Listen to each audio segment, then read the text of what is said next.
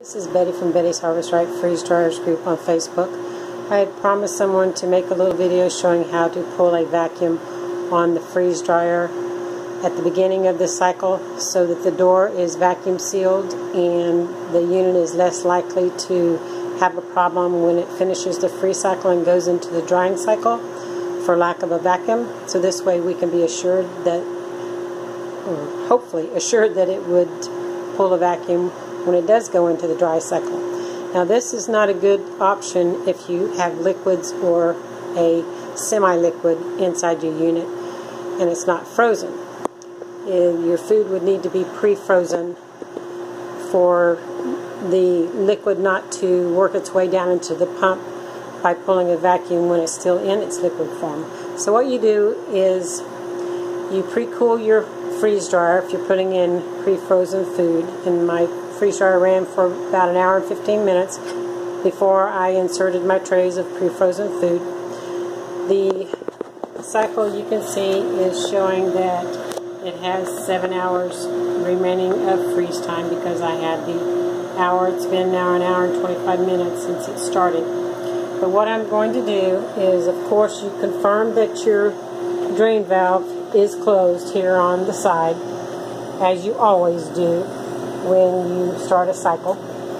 And what you want to do is cause the pump to come on. So in order to get the pump to come on from this screen, you can just simply tap the clock and it will turn red and the pump will start.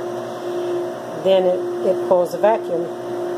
And you can turn off the freeze dryer and turn it back on and go from there. I'll see if I can talk over the sound of the pump. It is, of course, going to be loud.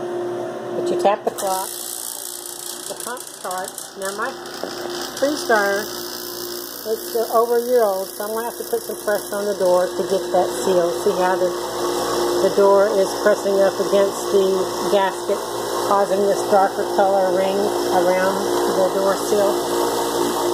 So that has pulled a sufficient vacuum on the door. It's totally vacuum closed. You can open it and see you can't even open it because it is vacuum sealed. Then what you can do is there's options. You can either tap the clock a couple of times and get to the end, or you can turn it off on the back and then turn it right back on again. Either way works. So I'm just going to tap the clock until I get to the end screen where it shows you these options. And of course I don't want to defrost because I'm going to start my cycle from the beginning.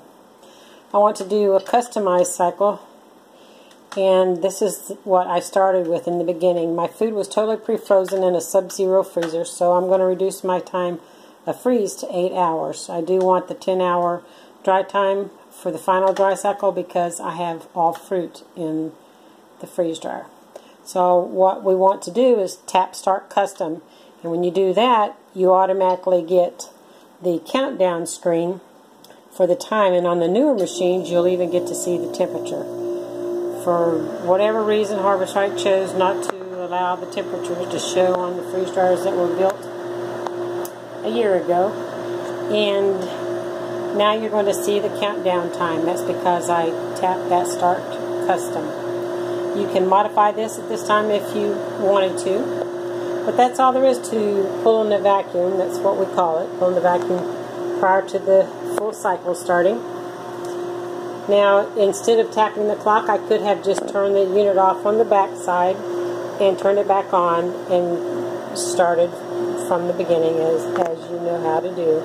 That's all there is to it. Thank you so much for watching. If you would like to learn more about freeze drying at home, come check out my Facebook group called Betty's Harvest Right Freeze Dryers group on Facebook. Thank you for watching.